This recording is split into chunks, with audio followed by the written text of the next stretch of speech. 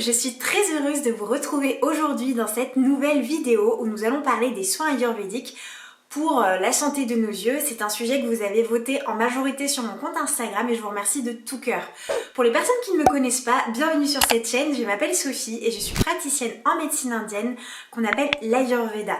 Je partage sur cette chaîne plein de conseils et d'astuces sur l'Ayurveda et la micronutrition qui est une autre de mes passions. Nos yeux sont très malmenés par nos habitudes occidentales, avec les écrans, le téléphone, les lumières artificielles, le stress aussi qui a une grande importance dans la réduction de la force de notre vue, mais aussi le manque de soleil. Et ça c'est un petit peu moins connu. Le manque d'exposition au soleil serait aussi l'un des coupables de l'apparition de la myopie et aussi d'ailleurs de la dégénérescence de l'œil.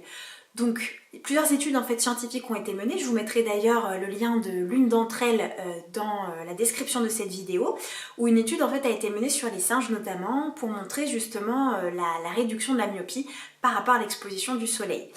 Et donc en fait on s'est rendu compte que les UVB, pas les UVA, les UVB, permettaient en fait la stimulation de l'activation de certaines cellules au niveau de l'œil qui permettent également de corriger l'allongement de l'œil qui est aussi responsable de la myopie. Donc c'est très important de suffisamment s'exposer à la lumière du soleil. Donc par exemple travailler quand vous pouvez dans votre jardin ou dans votre balcon pour vous exposer.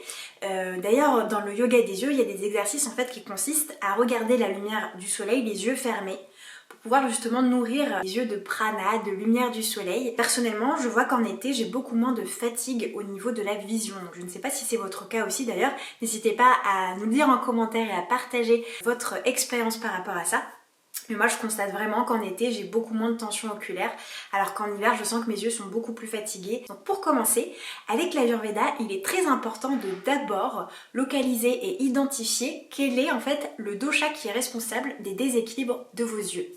Donc lorsqu'on va avoir un déséquilibre de Vata, ce qui est très courant, voire le plus courant au niveau des yeux, on va souffrir notamment de sécheresse oculaire. Donc par rapport aussi aux écrans bien sûr, mais de sécheresse et parfois on ne sait pas trop pourquoi. Donc la sécheresse oculaire est liée à Vata. On peut avoir aussi des douleurs au niveau des yeux, on va avoir un écoulement excessif au niveau des larmes des yeux, donc ça va pas arrêter de couler. On peut avoir aussi des douleurs au niveau de la nuque, des épaules, du cou, de toute cette région en fait, les douleurs vont venir vraiment irradier. On peut avoir également un trouble de la vision, de la fatigue au niveau des yeux et une vision qui est un petit peu floue. Donc ça c'est lié à Vata, c'est vraiment le plus commun. Ensuite on a les déséquilibres de type Pitta, donc là ça va être plutôt des brûlures, des sensations de brûlure au niveau des yeux, voire de la chaleur qui va venir se congestionner à ce niveau-là. Ça peut être aussi l'apparition de couleurs rouges ou de couleurs jaunes au niveau des yeux. On peut avoir également de la fatigue, c'est aussi ça peut être aussi lié à Pitta. Une mauvaise perception également des couleurs, donc c'est lié aussi à Pitta et à Vata. Et puis des maux de tête qui vont accompagner en fait les troubles de la vision. Lorsque c'est Kapha qui est responsable des problématiques visuelles, on va plutôt ressentir comme une espèce de lourdeur et de congestion au niveau des yeux. Vous savez, comme s'il y avait quelque chose qui venait un peu appuyer sur nos yeux, donc vraiment une lourdeur, mais pas dans la douleur, hein, vraiment quelque chose de lourd. On peut avoir aussi des sécrétions qui vont coller au niveau des yeux, on va avoir les yeux très collants. On peut avoir également les yeux qui démangent, on a envie de vraiment se gratter les yeux, et une décoloration blanchâtre au niveau des yeux qui peut apparaître. Une fois qu'on a localisé le dosha qui est responsable de nos problématiques visuelles, on va pouvoir aussi adapter les soins, et c'est ce que je vous propose de voir tout de suite. L'Ayurveda recommande bien sûr la mise en place de la routine de vie ayurvédique qui va permettre aussi le bon fonctionnement de nos 5 sens et de permettre de bien vieillir, donc d'avoir une bonne vue, un bon odorat, une bonne ouïe. Donc dans la dinacharya, on peut aussi introduire en fait le fait de se laver le visage avec de l'eau froide ou de l'eau tiède en fonction des saisons et en fonction du dosha concerné bien sûr. Donc si c'est plutôt un déséquilibre de Pitta, on viendra mettre de l'eau froide au niveau des yeux et du visage. Et quand c'est l'été et le printemps, la fin du printemps notamment, on pourra tout à fait aussi réaliser ce type de lavage. Donc ça va venir en fait tonifier les vaisseaux sanguins, ça va venir tonifier la vue, ça va rafraîchir le mental et ça va nous permettre d'avoir un mental clair, d'être moins embué par nos pensées et donc vraiment aussi de stimuler la vision. Le matin ou le soir, on pourra également réaliser la pratique de pranayama. Donc ce sont des exercices de respiration qui vont venir travailler sur notre énergie vitale qu'on appelle le prana. Donc pour ce faire, au niveau de la vision, on va avoir notamment Bhramari. Je vous l'avais déjà présenté dans l'une de mes vidéos pour réduire le stress notamment. Donc c'est un pranayama qui est très simple à faire, je vais vous montrer comment le faire. Donc on va venir mettre en fait les index au niveau des sourcils. Le majeur au niveau de l'œil, donc de la paupière, l'annulaire contre les ailes du nez et le petit doigt qui va venir au niveau de la commissure des lèvres. On va venir boucher de part et d'autre nos oreilles. Donc là ça me fait une petite tête d'abeille, donc comme ça on bouge vraiment les oreilles avec les pouces. Et on va venir faire le son de l'abeille. Donc on inspire. Vous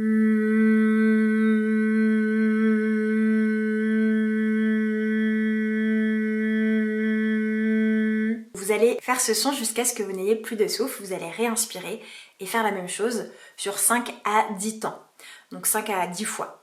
Alors ce pranayama là va faire en fait circuler le prana au niveau de la sphère ORL, donc va aussi permettre la bonne circulation d'énergie au niveau des yeux, des oreilles, du nez, c'est vraiment pour toute la sphère ORL, c'est très puissant comme pranayama. Vous avez également Nadi Shodhana bien sûr qui vient aussi faire circuler le prana en équilibrant l'énergie solaire et l'énergie lunaire. Donc c'est très intéressant aussi pour pouvoir équilibrer la sphère ORL. Et sinon vous avez aussi l'usage des points marma. Donc on utilise beaucoup en Ayurveda dans les soins de massage. Mais moi j'aime beaucoup aussi le conseiller quand vous allez appliquer notamment votre crème ou votre huile du matin. Lorsque vous allez faire votre soin, vous pouvez tout à fait venir stimuler certains points, notamment qui sont dédiés à la vision et que je vais vous montrer. Plusieurs points marma, mais je vais venir vraiment travailler sur ceux qui sont dédiés à la vue. Donc vous avez 2 points en fait qui sont dans le coin externe de l'œil au niveau de l'os, qui sont appelés en fait apanga en sanskrit. Et ce sont des points justement qu'on va venir en fait stimuler, donc dans le sens des aiguilles d'une montre pour pouvoir équilibrer ce point marma. Si l'énergie qui est dédiée à ce point n'est pas suffisamment forte, donc ça sera dans le sens des aiguilles d'une montre que vous allez venir le stimuler. Si au contraire l'énergie est trop forte et trop importante au niveau de ce point marma, vous allez plutôt aller dans le sens inverse des aiguilles d'une montre. Donc on va venir en fait faire des petits ronds, mais on peut aussi jouer avec des systèmes d'acupression. Donc on presse légèrement, puis on relâche, on presse légèrement, puis on relâche. Donc ça va venir vraiment travailler sur ce point marma. Donc ce point apanga, il est lié notamment à tout ce qui va être brûlure oculaire, trouble de la vision, maux de tête également liés en fait justement aux problématiques visuelles. Donc il va permettre de bien faire circuler l'énergie au niveau de la tête et de diminuer donc les tensions du crâne quand vous avez des maux de tête et au niveau des yeux. Autre point marma, ce sont les points ashru. Donc ceux-là en fait ils vont être surtout présents au niveau des sourcils. Donc sur les sourcils, ça sera sur toute la ligne du sourcil d'ailleurs, donc vous allez pouvoir venir aussi les stimuler donc plutôt par des systèmes d'acupression. Vous allez sentir là où en fait où il y a de la pression, ou là où ça peut peut-être être un peu plus douloureux, c'est vraiment ici que vous allez devoir localiser votre pression. Et en fait ça va être comme les points apanga, hein, ça va vraiment venir détendre les tensions oculaires, travailler sur les maux de tête, sur les brûlures et sur les troubles de la vision. Ensuite vous avez un autre point qui est situé vraiment au milieu des sourcils, qui s'appelle Chapani en sanskrit. Donc c'est un point qui est en général assez douloureux chez bon nombre de personnes et qui va travailler en fait sur la régulation de l'hypophyse. Ça va également travailler sur l'équilibre des 5 sens, sur l'intuition également, donc la bonne intuition, la bonne connexion à soi, et qui va aussi soulager les tensions mentales. D'ailleurs on peut sentir aussi que ça vient vraiment faire circuler l'énergie au niveau des tempes. Moi je sens que ça va jusqu'ici en fait quand j'appuie là. Et donc ça vient vraiment soulager toutes les tensions au niveau du front, puisque ça va apaiser l'esprit et diminuer le stress physique. Donc c'est très intéressant de pouvoir les inclure dans vos soins. Puisqu'on parle justement de la région de la tête, en Ayurveda on recommande également tout ce qui va être Shiro Abhyanga. Donc Shiro Abhyanga ça veut dire massage du crâne avec de l'huile. On va venir en fait stimuler la tête. Donc on peut faire par exemple des mouvements de friction, des mouvements de tapage. Ça fait partie aussi de l'Abhyanga que j'avais appris en Inde. Donc on pourra faire aussi des mouvements de frottement au niveau du crâne. Alors je vais pas trop le faire pour pas avoir les cheveux ébouriffés, mais vous pouvez tout à fait frotter. Donc soit vous le faites faire, soit vous le faites en automassage avec de l'huile chaude que vous allez venir appliquer sur la tête et que vous allez bien sûr adapter au dosha qui est déséquilibré. De l'huile de sésame si c'est plutôt un déséquilibre vata, sinon de l'huile de coco si c'est plutôt un déséquilibre pitta, ou de l'huile également de sésame ou de moutarde si c'est plutôt un déséquilibre kapha. Donc le Shiro Abhyanga va venir en fait nourrir les nerfs en fait qui conduisent jusqu'à la rétine en Ayurveda, hein, c'est comme ça qu'on explique. Et en réduisant la pression aussi du stress, des émotions négatives, ça vient protéger en fait la rétine et donc nourrir la rétine. Donc de cette manière en fait le Shiro Abhyanga va venir réduire aussi les problématiques visuelles. D'ailleurs, l'automassage Abhyanga participe aussi à équilibrer la vue et va équilibrer en fait tout le corps dans son ensemble, dont les 5 sens. Donc je vous avais fait une vidéo entièrement dédiée à l'automassage ayurvédique, vous pourrez la voir, je vous mettrai la petite fiche pour que vous puissiez eh bien, voir un petit peu comment faire cet automassage et quels sont les bienfaits. Alors, autre soin ayurvédique que j'utilise énormément et qui est vraiment dédié à la santé des yeux, c'est le lavage en fait oculaire, les bains oculaires. Donc en Ayurveda, ça fait partie justement de la routine de vie ayurvédique pour prendre soin de sa santé au global. Donc personnellement, j'utilise des coupes de lavage pour réaliser des bains oculaires, donc qui se présentent comme ça.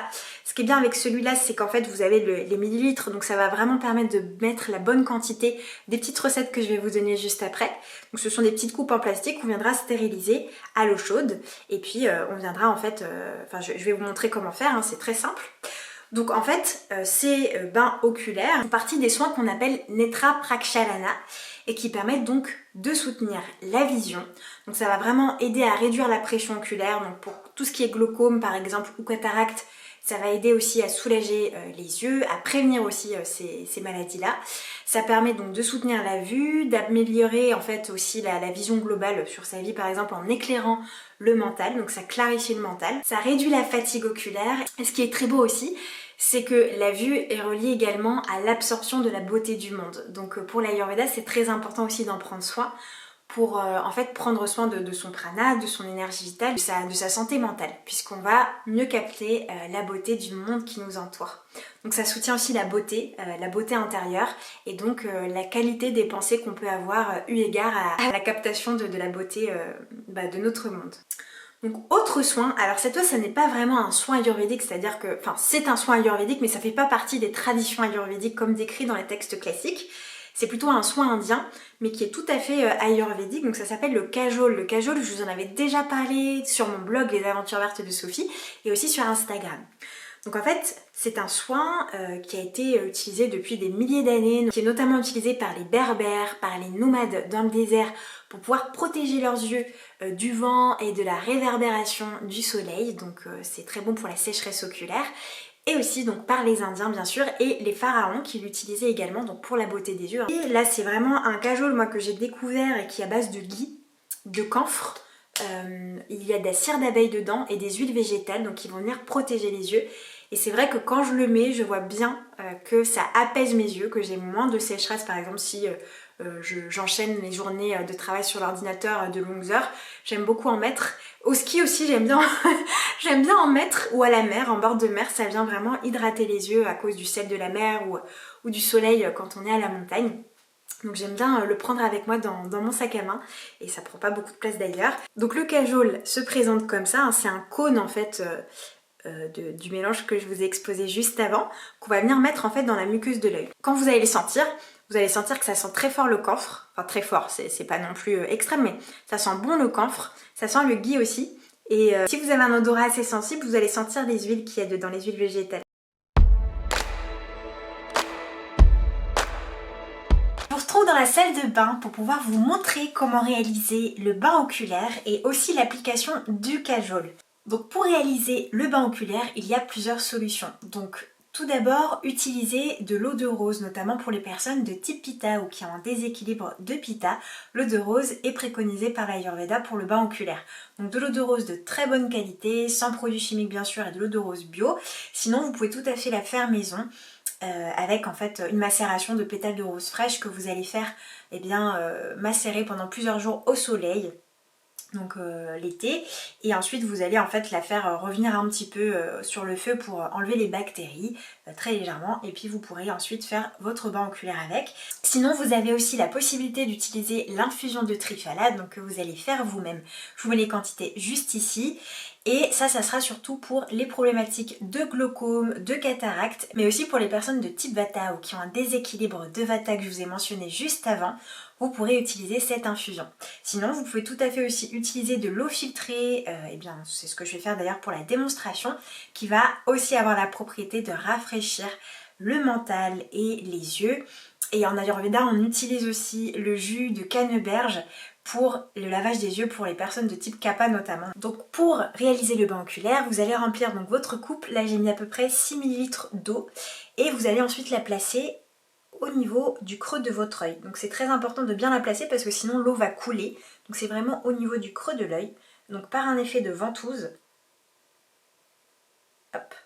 Donc on va cligner en fait une vingtaine de fois de manière très rapide afin que l'œil en fait puisse commencer à s'habituer à être en contact avec le liquide. Donc si vous n'êtes pas habitué à cette pratique, ça peut piquer un peu au tout début et puis ça va disparaître au fur et à mesure de vos habitudes et de la récurrence de la pratique. Donc on cligne des yeux, donc bien basculer en arrière pour que l'œil puisse être vraiment imprégné du liquide. On cligne des yeux rapidement, donc 20 fois.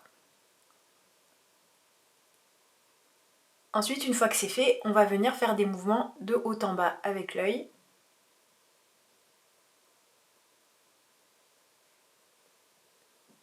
En bas, en haut,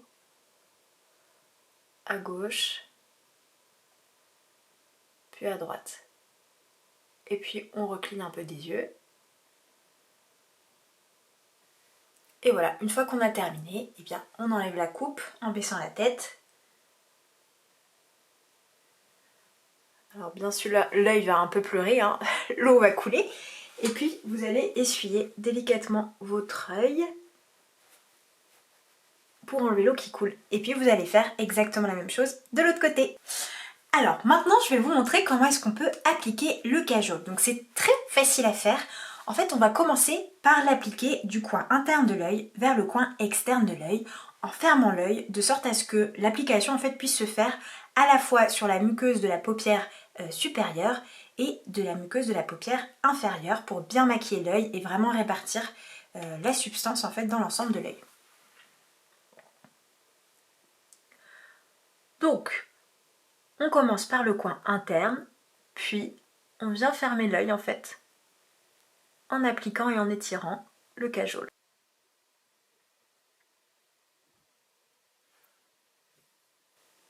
Donc après bien sûr si ça laisse un peu de dépôt, hein, n'hésitez pas à l'enlever. Vous voyez que ça maquille un peu. Alors c'est vrai qu'en fait ça coule. Ça peut couler, en fin de journée notamment, ça peut couler. Donc n'hésitez pas à faire des petites retouches lorsque vous sentez que ça coule un peu. C'est normal parce qu'en fait c'est très gras avec les huiles végétales, la cire et le ghee. Donc comme c'est un peu gras, justement c'est ce qu'on recherche aussi pour bien nourrir l'œil, et bien malheureusement ça peut couler notamment quand il fait assez chaud ou que vous travaillez dans un open space, etc. et que voilà, il fait chaud dans la pièce. Mais bon, il faudra juste en fait, c'est comme un mascara qui peut couler un peu, ça peut faire cet effet un peu œil de panda, donc n'hésitez pas à faire des petites retouches pour enlever ce qui coule, c'est pas vraiment très grave, hein. Ça coule plutôt au bout de plusieurs heures en fait. Donc voilà pour cet œil, on va faire la même chose de l'autre côté. Et voilà, donc là j'ai fait la petite retouche. Donc normalement ça fait des yeux, enfin ça maquille vraiment super bien, ça fait des jolis yeux de biche. Et on sent vraiment le côté rafraîchissant avec le camphre et le côté tout doux, tout onctueux avec le ghee. J'aime beaucoup la sensation que ça peut faire au niveau des yeux.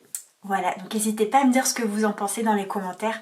J'ai hâte de lire vos retours par rapport à ces deux petites pratiques très simples et très utiles pour la santé de nos yeux.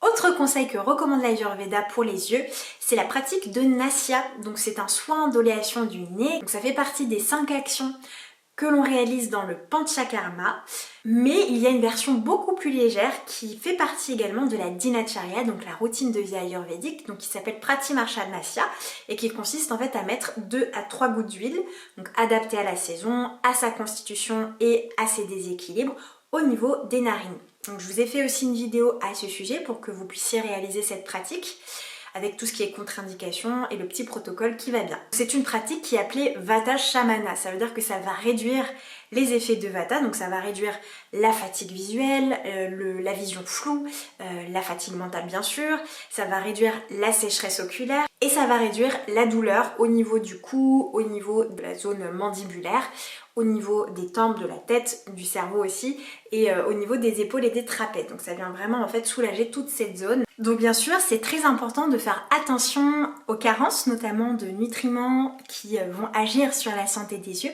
Je pense notamment à la la vitamine A, la vitamine E, la vitamine D, les oméga 3 également et le zinc qui vont participer donc à l'amélioration de la vue ou à la bonne santé de notre vue. Donc toutes ces vitamines vont prévenir et ralentir la dégénérescence de la macula et de la cataracte. Vous avez également la lutéine et la zéaxanthine qui va pouvoir également participer à la santé oculaire.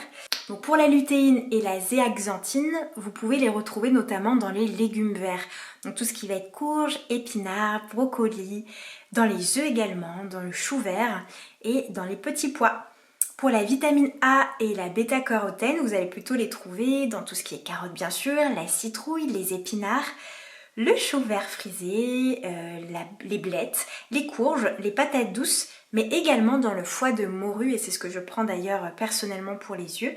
Donc vous avez énormément de vitamine A dans le foie de morue.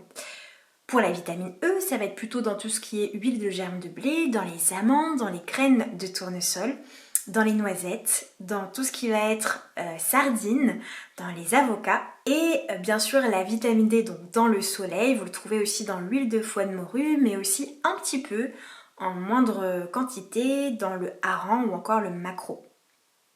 Et pour le zinc, ça sera plutôt dans les produits de la mer que vous allez pouvoir les trouver, notamment le crabe, les huîtres bien sûr, le homard, les langoustes, mais aussi dans le veau, dans les graines de citrouille, dans les graines de sésame et dans le germe de blé. Pour les oméga 3, privilégiez plutôt donc des petits poissons parce qu'ils sont moins riches en fait en métaux lourds et notamment en mercure, ce qui affaiblira moins le foie aussi et donc polluera moins bien sûr votre corps. Donc vous pouvez retrouver les oméga 3 de bonne qualité dans les sardines, dans les maquereaux, dans le hareng fumé notamment, mais aussi dans la truite et dans les éléments végétaux comme par exemple l'huile de cameline, l'huile de chanvre, vous avez aussi les graines de citrouille, l'huile de soja, les noix bien sûr, l'huile de colza et également l'huile de pérille, donc qui n'est pas très connue mais qui est très riche également en oméga 3. Tout ce qui va être de l'ordre de la méditation, de la relaxation, va permettre aussi de réduire la pression au niveau des yeux. En fait, peut-être que vous avez remarqué, mais plus vous êtes stressé et plus votre vision devient floue, plus il y a de pression au niveau des yeux et moins le prana circule bien au niveau de la sphère oculaire. Donc c'est très important de relaxer le corps pour réduire les tensions et donc avoir une meilleure vue. Et dans le Hatha Yoga, il y a une pratique méditative qui s'appelle Trataka, donc qui est la méditation à la bougie. Ça va consister à regarder une bougie pendant 1 minute à peu près, sans cligner des yeux. Et donc ça en fait ça va, alors chez moi quand je le fais en tout cas ça me fait énormément pleurer et ça le fait en fait quand les yeux sont un peu affaiblis. Parce que ça va venir travailler sur le fait de remuscler les yeux. Les yeux c'est vraiment comme un muscle qu'on va venir travailler. Ça vient travailler les pointes focales aussi des yeux, donc en regardant à 1 mètre à peu près de distance la bougie, la flamme en fait qui danse, on se concentre vraiment sur la flamme. Donc ça va venir étirer l'œil, réduire les tensions, ça vient aussi travailler sur le stress en étant concentré sur l'instant présent. Ça permet aussi de brûler un peu les mauvaises pensées. Et puis ça va venir vraiment s'adresser à remuscler l'œil. Donc c'est aussi une pratique qu'on donne, notamment pour les personnes qui sont myopes ou qui souffrent énormément de fatigue oculaire. Si vous travaillez sur les ordinateurs, vous pouvez tout à fait en fin de journée, moi c'est ce que j'aime bien faire, notamment pendant les saisons froides. J'aime bien travailler avec la bougie et faire donc cette méditation. Donc voilà les aventuriers, je vous ai donné quelques astuces, bien sûr il en existe pléthore, je pense notamment aux compresses de lait qu'on peut mettre en fait au niveau des yeux, donc ce sont des compresses vraiment de lait frais qu'on vient appliquer au niveau des yeux, donc par exemple du lait de vache, des vaches jersey, les vaches noires, mais on peut aussi faire ça avec des laits végétaux, ça sera, enfin en fait il faut des laits rafraîchissants, donc par exemple du lait de coco ou du lait de riz qu'on va pouvoir venir mettre au niveau des paupières, donc on imbibe le coton et on vient appliquer sur les yeux.